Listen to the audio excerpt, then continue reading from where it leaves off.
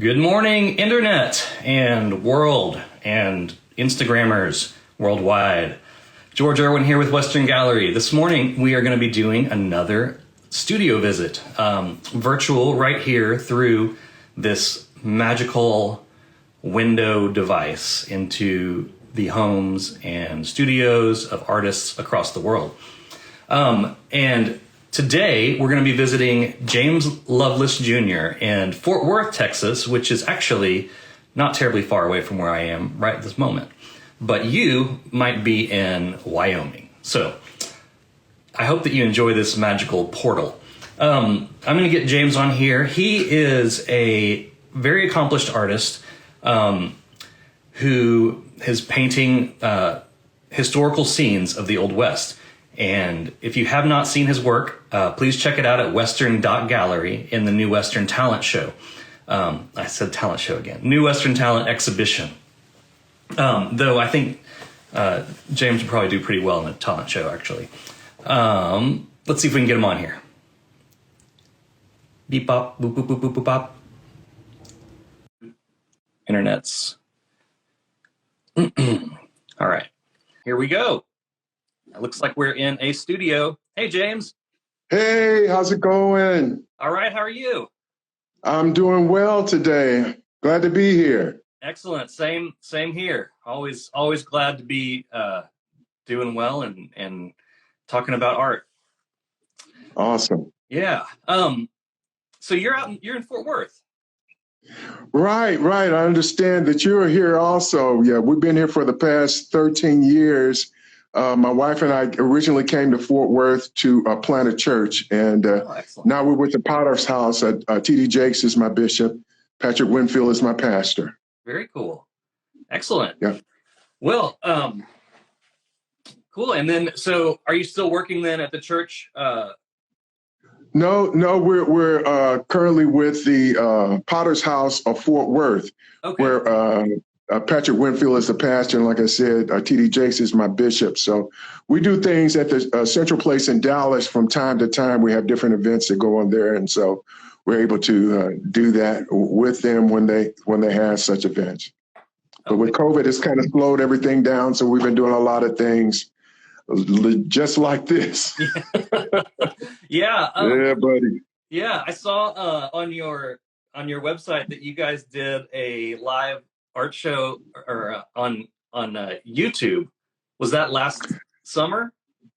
Or was that right? We were doing that at first and stuff, and so I didn't know whether that was connecting those two audiences together.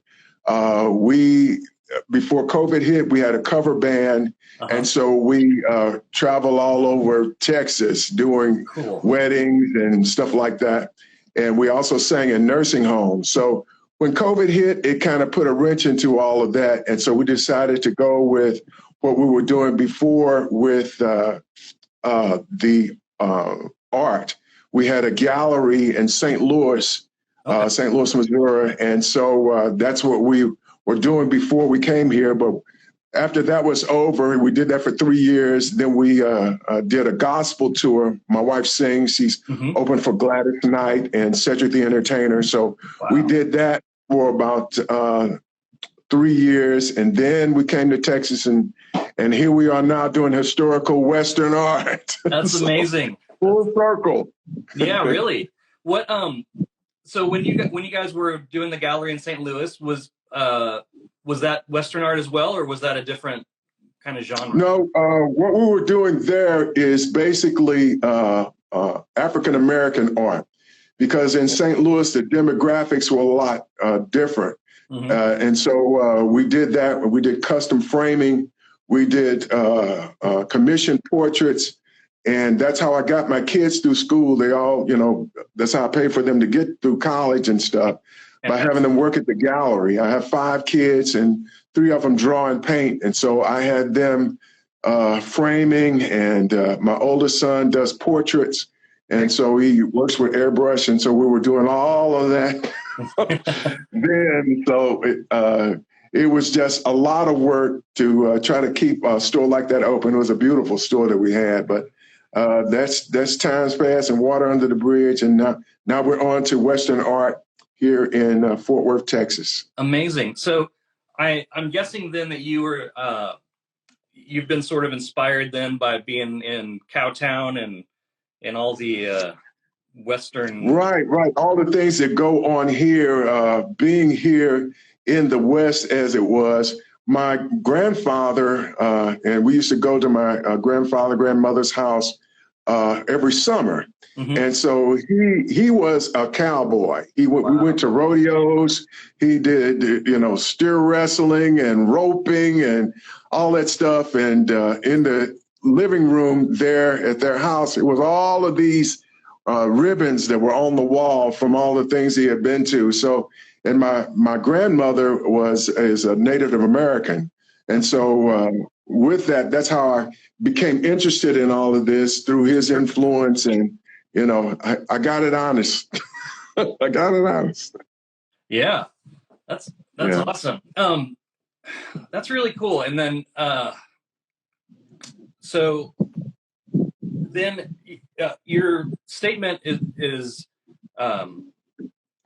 says that I'm guessing inspired especially by your grandparents, like looking at Right. the relationships of kind of like less represented demographics within the cowboy and Western genre of art.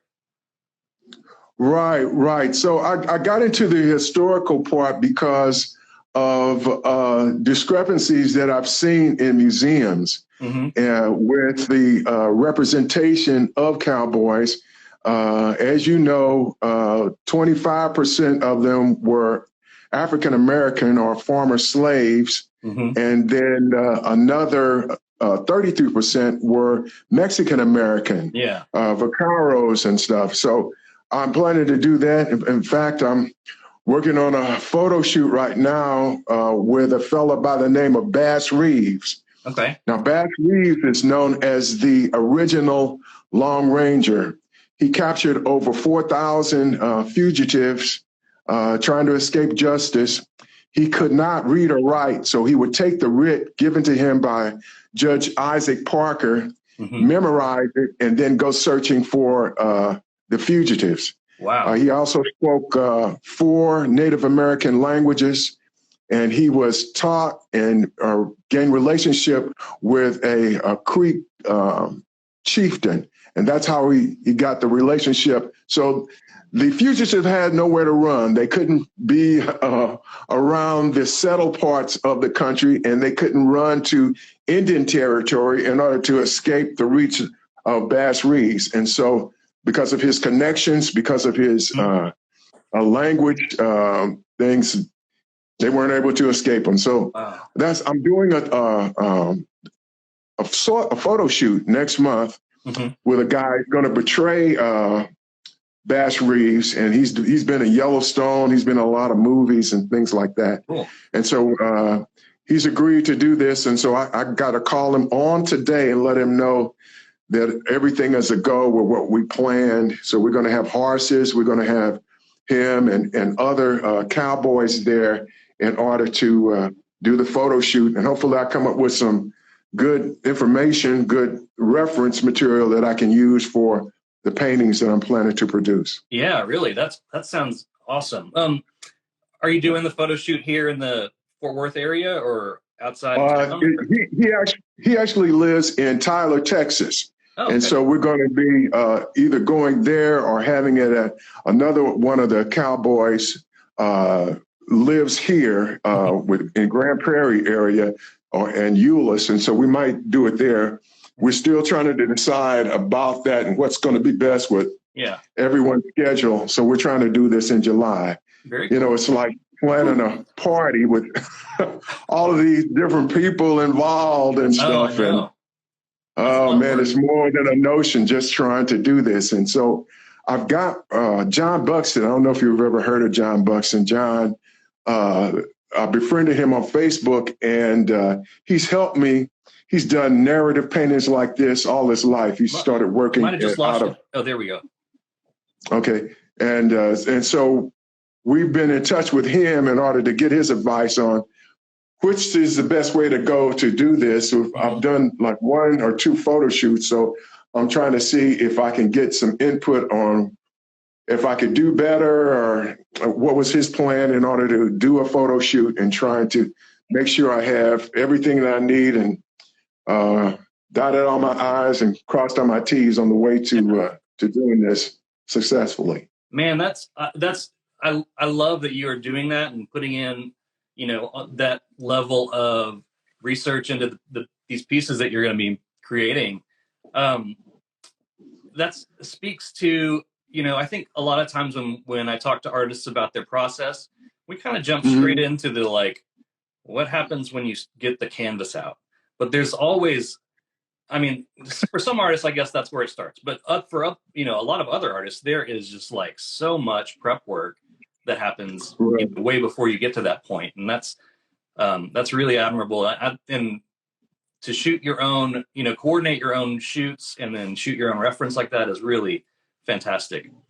Right. I found that a lot of other guys that have been doing this much longer than I have been doing that kind of thing with their shoots, with their paintings and stuff.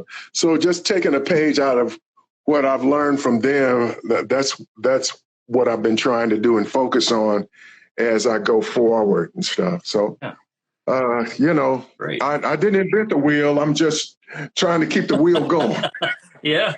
Well, that's awesome. I mean, you're doing a great job doing it.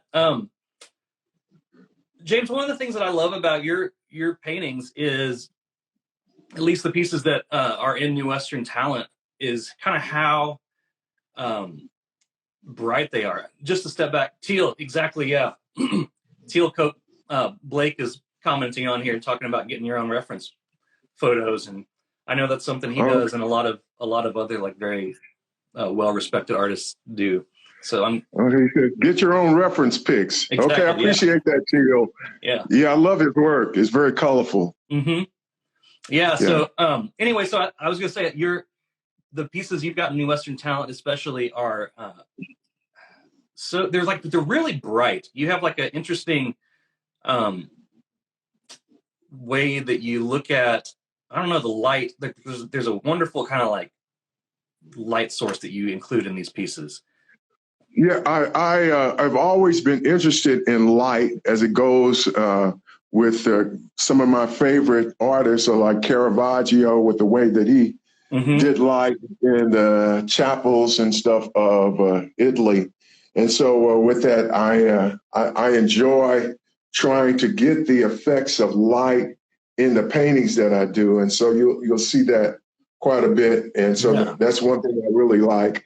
There's another artist, I can't call his name right now, but he really does a great job with color. And so I'm trying to inject more of that into my work, with it being colorful and not too historic looking.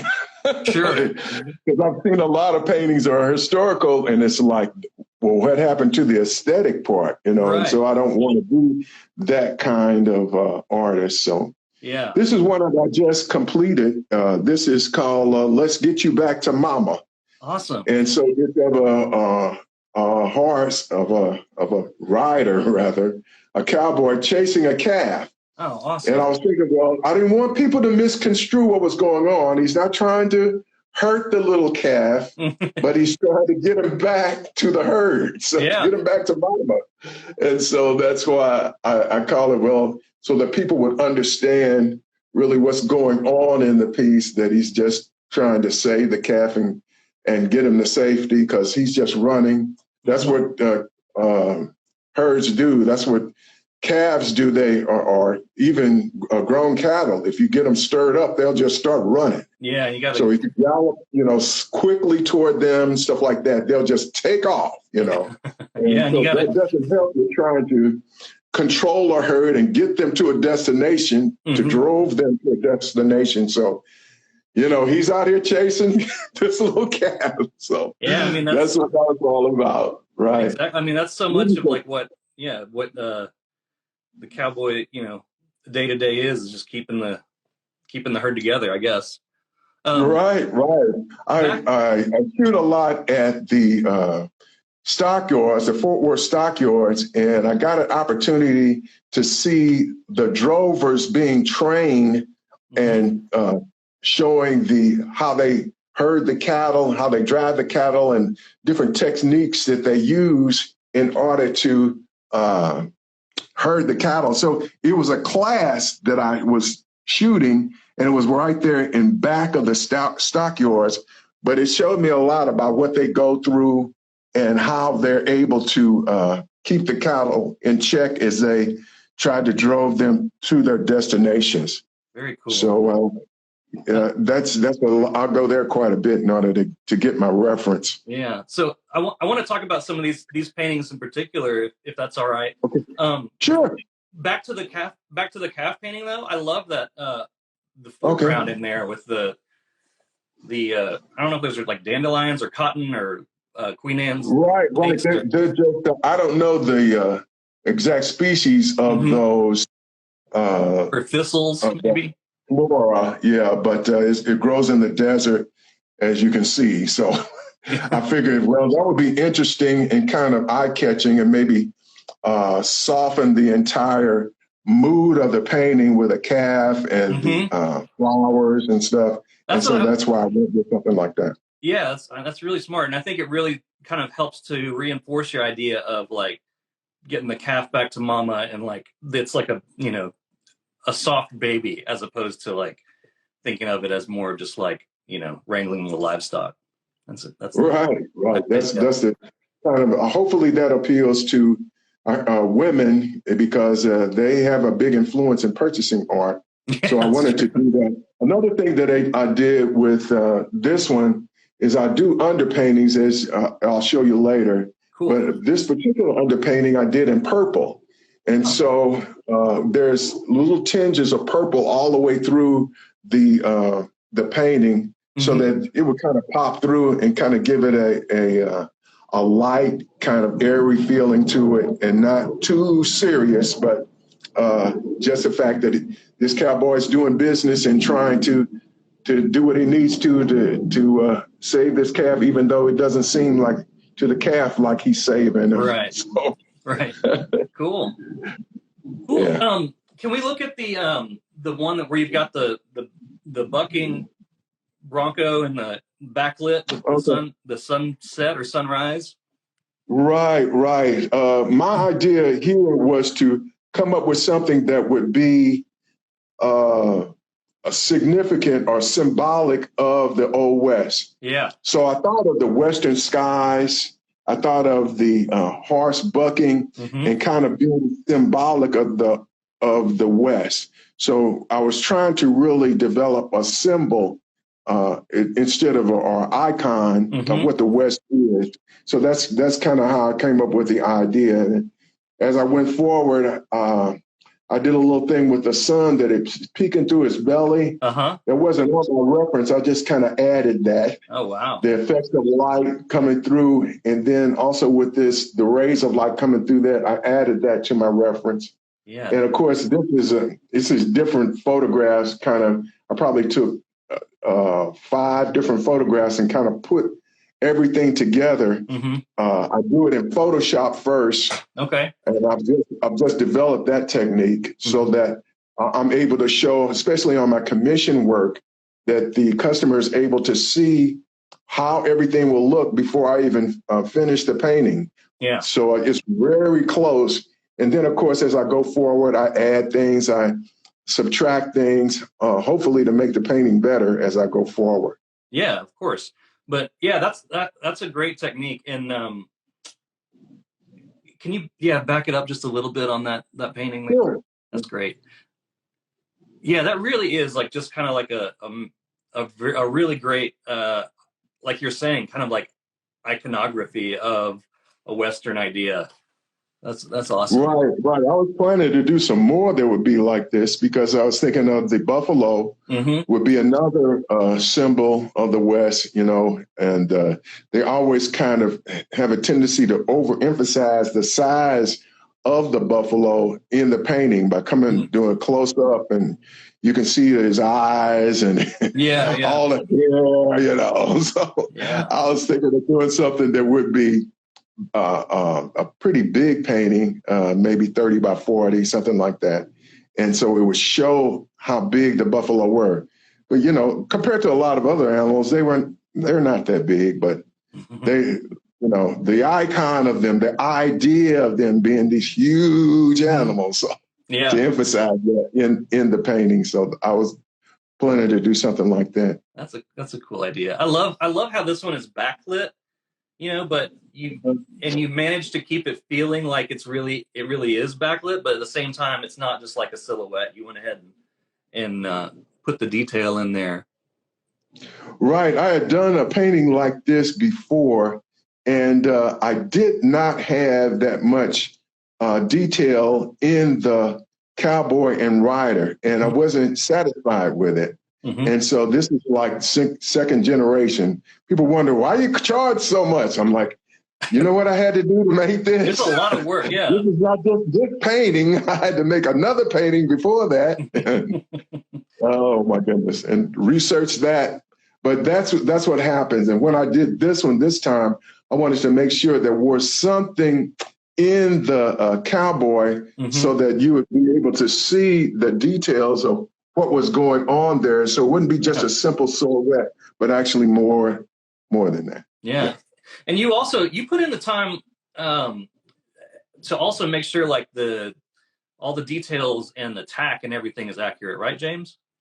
That's right. This particular horse, I only learned this by looking in reference books. I buy reference books to find out about how the tack was during, this is 1883.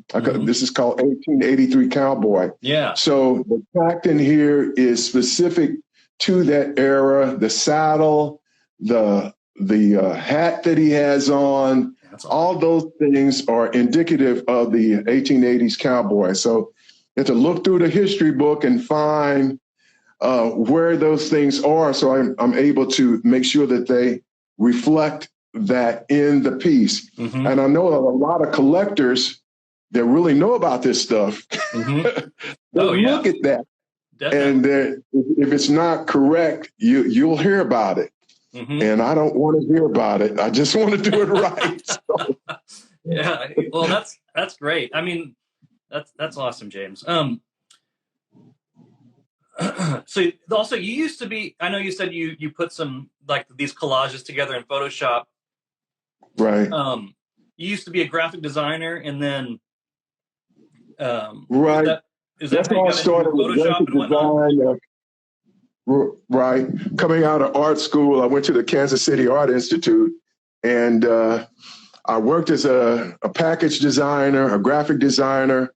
I did illustrations for Ross and Farina and Kentucky Fried Chicken and all kinds of folks. So that's how I learned, about some of these techniques. And some of them I learned a great deal by looking at YouTube, believe it or not. Yeah. So that's really helpful for me. So anything that I don't know, I look it up on YouTube and it's got the answer. That's one of that's the wild thing about being able to, to try new things in these times. You can look up most anything you need to know. Right. That's it. So this one is one that I'm starting. It's called Fort Worth Stockyards. Yeah. And it shows the stockyards back in the day when they would drive the cattle down the street.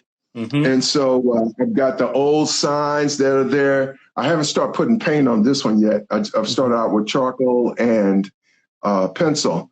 But so you can see kind of some of the things that are going on, the old wagon, chuck wagon in the back with the people inside and all the little dog in front. Yeah. So just trying to get the idea of it being old and back in the day and not really right now. And of course, I shot this guy. His name is Donald Lee. He was one of the drovers for the Fort Worth herd. And so I was able to get him to pose for me during that time that they were being instructed on how to do the cattle. So they have specialists come in that are cowboys, that are trainers, and they teach the drovers how to do their job. So I was able to get in on that just by happenstance, and so I was glad to be there, because when the cattle come down, they come down the street there in the stockyards twice a day, but the whole drive takes about maybe 15 minutes. And so you got to really shoot in the space of 15 minutes to get some workable kind of photographs. So it really helps that I was able to shoot like all morning, about 3 or 4 hours. I was able to shoot, and then I came back and shot the other drive in the evening too. So it really worked out. Wow. But yeah. So James, I'm curious, because I saw this one in like colorized on your website, I think. Old Town Road. Right. That particular painting was purchased by the Pierce Museum. They purchased that. To my surprise, I couldn't believe it. I was like, really? You want to buy it? Yes, sir. We can. So this one is going to be different. I'm going to do different colors in the sky, kind of a different colors in this, trying to experiment with the color. People seem to like the composition, so I figured maybe if I change the color a little bit, I could do it again. Yeah, you might as, that's my idea. Well, yeah, that's what I'm planning to do. Well, I mean, it's, everything you learned, like almost like a study, like everything you learned from doing the last one, you can apply to this one, and then also, make whatever changes you want to. Exactly. This one is one that I've started, and it's more or less how I would start something that is not so detailed and with the small lettering and all that kind of stuff. And so I started out as a monochromatic painting or impravura, and then I'm able to start from there, get the idea of my values, how dark things are, how light things are. But this is nowhere near finished. It's just the beginning of how this is. And this is a Buffalo Soldier, right? Awesome. So that's what's on the thing in the studio right now. Man, so those things. Was that your easel there? That piece that you're working on? Yeah, this is my easel. I want to get a bigger one because I want to get bigger paintings. But yeah, this is it for now. I want to get right. I like those kind that you can just kind of move the whole painting up and down as you work on it. I really like that. So it's pretty expensive to get that kind of easel, but I think it'll be worth it as long as I keep selling these bad boys. Yeah. Awesome. Yeah. So you also were juried into the Oil Painters America's exhibition this year, right? Right. That was a piece called With Roosevelt in Cuba in 1898. Because I work with a historian by the name of Henry B. Crawford, and Mr. Crawford was the curator of the Texas Tech Museum. Oh, and wow. So so he helped me with the cartridge belt that he was wearing, the hat, the colors, the scarf, all those little details, to make sure that everything was right, because he specializes in Buffalo Soldiers. So with that, it really added a certain air of getting things right with him and had him in on the project. Yeah. So if anybody asks me about things not being quite right, I direct them to Mr. Henry B. Crawford. And I am not the historian. I'm just the bearer of the news. Don't kill the messenger. You're the messenger, right? Right. That's so. Well, nonetheless, I think it's great that you are, finding these sources to, verify the pieces of your work that you want to be accurate. Yeah, I'm just so glad to be able to do this because I've got 14 grandkids, George, Well, and you can back I the think phone up there a about. little bit, James. We're just Oh, I'm sorry, looking straight up your nose for a second. looking into my cheek, right.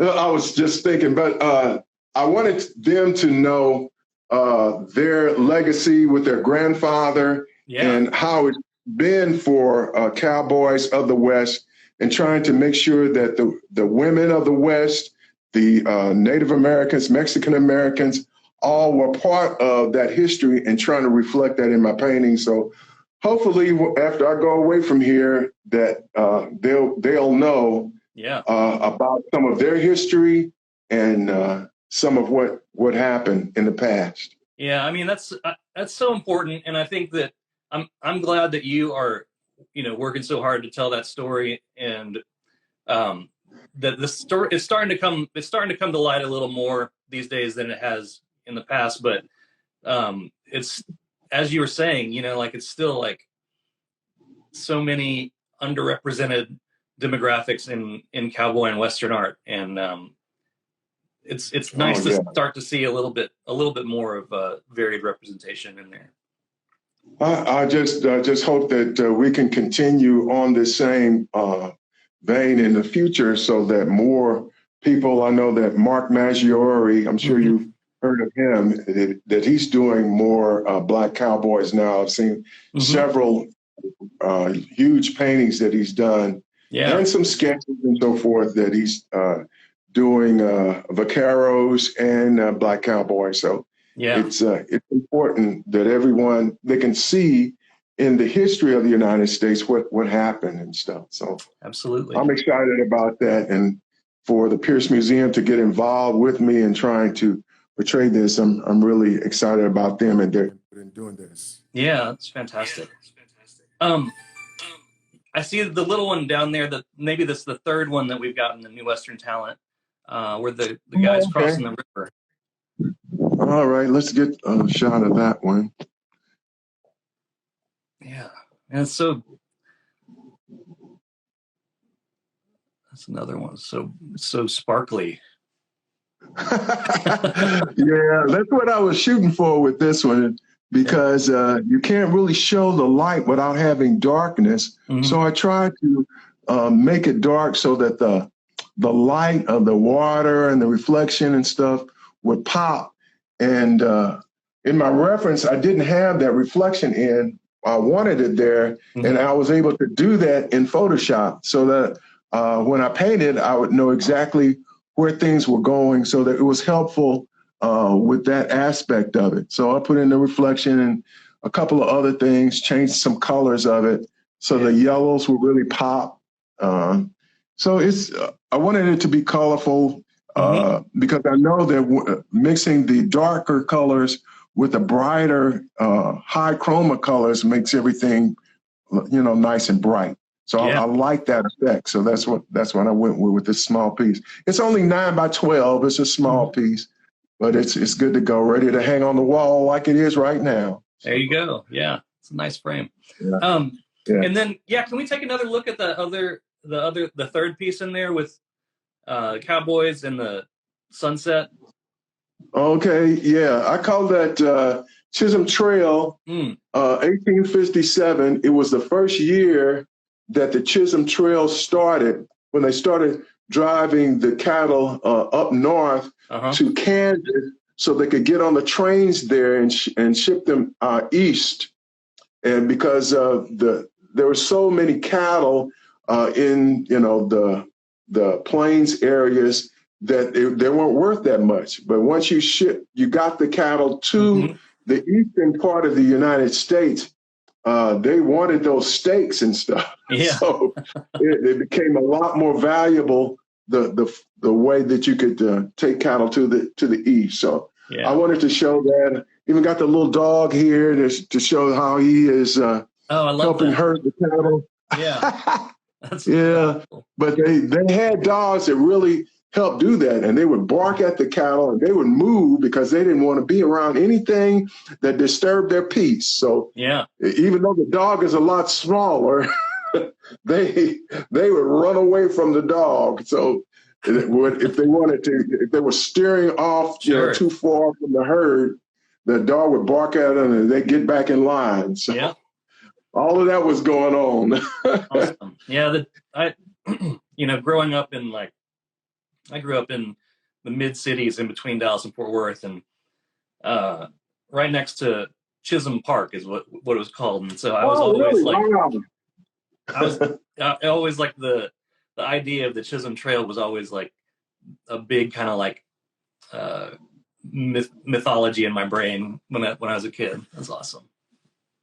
Right. Yeah, we live near the Chisholm Trail. It's probably 3 miles from where we live. Mm-hmm. And so I've been able to go there and take some reference photographs to know how the Chisholm Trail looks and stuff. It's really, this particular part is a lot more plainsy looking. It's a lot more wooded where we are here in Fort Worth. Mm-hmm. So it's further up. It's a long trail, so it's got a lot of dimension to it going through the states. Yeah. Well, very nice. Very nice. I'm just blown away again. Like every year in New Western Talent, I find out about more artists that I had not known about that are just so talented. And I'm really grateful to have found out about your work, James. And thank you for showing us around your studio and telling us about your work. Well, it's been a pleasure. I appreciate you. And I hope we can do this again lots more time. Yeah, definitely. I hope we'll have to get together in person sometime. Okay, that sounds like a plan. Cool. Yeah, I'm in West Fort Worth, right off of Bowie West. All right. I'm on the other side of town. I'm in the Dallas area, but I get over there sometime. Oh, okay. I didn't realize that. I thought you were in Fort Worth. No, not right now. But yeah. Well, cool. Well, thank you so much, James. It's been a pleasure. Thank you everybody else who tuned in and commented and threw some questions in. And be sure to check out the close-ups of James's work in New Western Talent on western.gallery. And James, what's your Instagram handle is right on here, and your website is jameslovelessart.com. That's the one. So check it all out, and thanks again, and we'll see you next time. Appreciate you. Thanks so much, George. Talk to you soon. All right, James. Thank you. Bye-bye. Bye-bye.